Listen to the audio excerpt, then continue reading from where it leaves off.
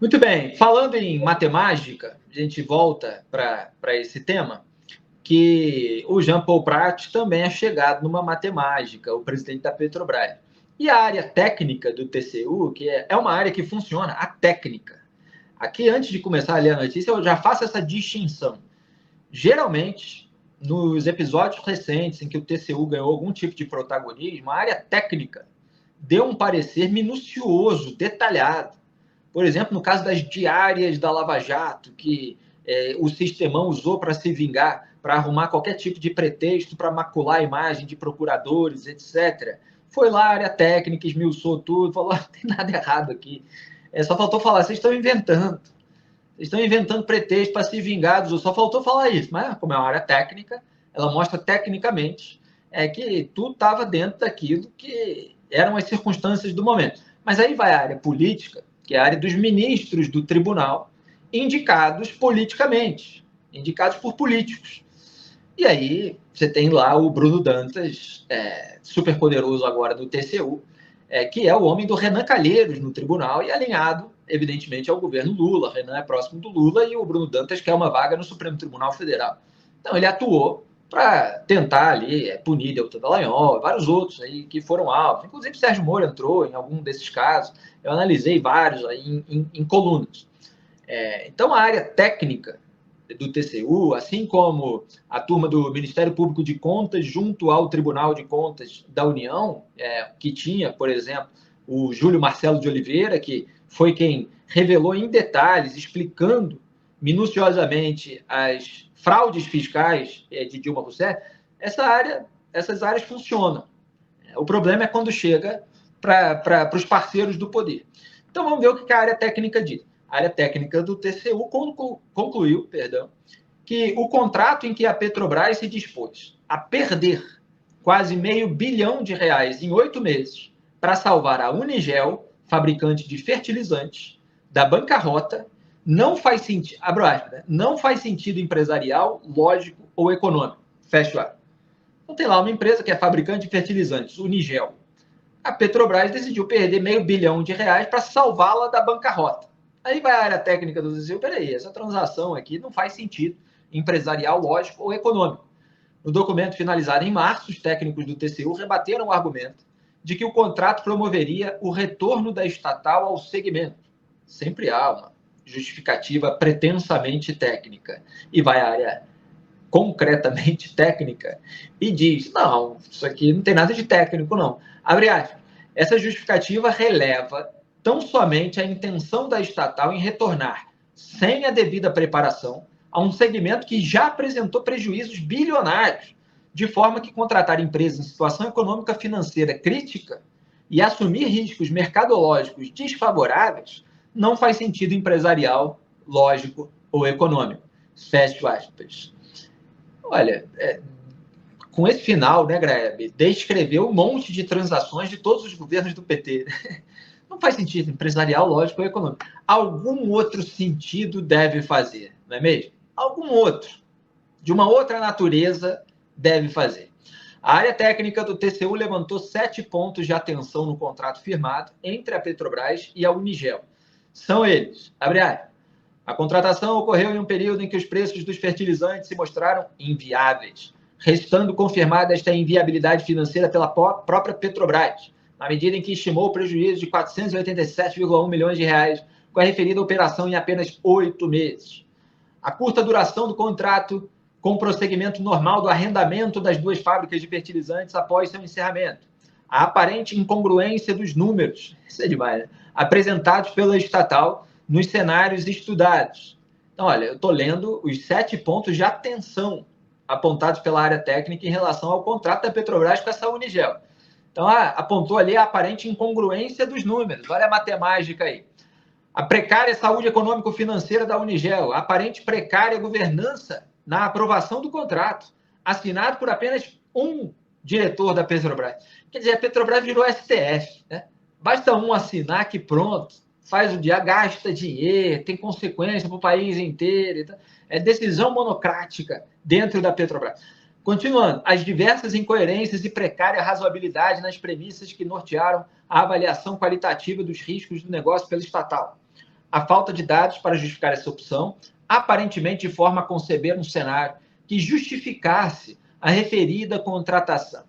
Quer dizer, não tem dado, faz um puxadinho, tudo para tentar justificar, porque alguma coisa quer.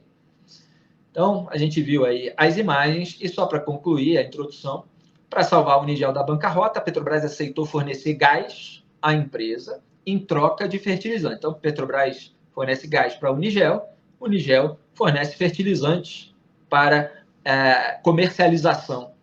Os técnicos do TCU calculam que a Petrobras poderá ter um prejuízo de 487 milhões de reais caso mantenha o acordo. Ô, Greg, estão querendo uma nova Pasadena? É isso? Olha só, são especialistas. Olha só, Felipe. O dono da Unigel é um senhor já. Ele tem mais de 80 anos, com certeza. Um homem conhecido nesse setor da petroquímica. Agora, o sobrenome dele é impronunciável, Schlesinger, alguma coisa desse tipo, um sobrenome do leste europeu, estrangeiro e tal. Mas, enfim, é bem conhecido. É um desses personagens que aprendeu a viver ali, próximo do poder, e fazer fortuna, lidando com quem passava pelo poder. Não exclusivamente com o PT, mas ele se aproximou do PT muito fortemente na última década, principalmente. Ele é brother do Jacques Wagner, ele é brother do Rui Costa, ministro da Casa Civil. Né? Ou seja, merece toda a desconfiança. É mais do que desconfiança. Tem uma digital claríssima aí, de um interesse em salvar a operação de um amigo. Mais uma vez, o governo Lula parece ter posto a Petrobras a serviço dos interesses de uma empresa que tem lá seus vínculos, né, com, de novo, uma empresa da Bahia, né, como a Odebrecht, né? A terra do Jacques Wagner, a terra do Rui Costa, que foram governadores do Estado, e é preciso escarafunchar aí para ver exatamente em que constitui esse tipo de vínculo. Quer dizer, esse empresário já ajudou muito o Jacques Wagner, o Rui Costa, da Bahia, de que forma?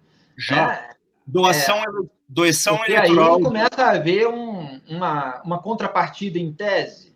Então, é isso que precisa ser devidamente investigado, né? É o que há aí. Doações eleitorais registradas, com certeza. Era aí que eu estava querendo chegar. Não estava querendo falar, porque, enfim, não fui checar ao longo do dia essa informação. Mas da ordem de milhões de reais. E, inclusive, doação pessoal do Schlesinger aí, depois que as doações empresariais passaram a ser proibidas. Então, assim, o vínculo é muito claro. É o uso do Estado para quitar certos débitos, mesmo que pessoais, etc. Isso é uma pergunta, tá? Estou fazendo acusação aqui. Eu só acho que o caso é muito emblemático e precisa ser devidamente investigado. Duvido que seja até os seus finalmente, mas vou exercer o meu papel de cobrar. Tem cara, tem cheiro, tem, assim, todos os contornos de um toma lá da cá. Para dizer de forma suave. Agora, é um toma lá da cá que aparentemente ia custar aí 400 e quase 500 milhões de reais para a Petrobras, né? E que alguém resolveu levantar ali o sinal vermelho, falar, opa, isso aqui não pode. Parece que partiu de dentro da Petrobras o primeiro sinal de alerta. E que daí depois, só que essa história foi parar no TCU. Depois que auditorias internas se deram conta de que o negócio não fazia sentido, a história foi encaminhada para o TCU, que fez esse relatório devastador. Né? Então, como? Área técnica, sempre bom deixar claro, né? Exato. Até para não dar o crédito para os ministros do TCU, que eles não merecem. Bruno Dantas, né?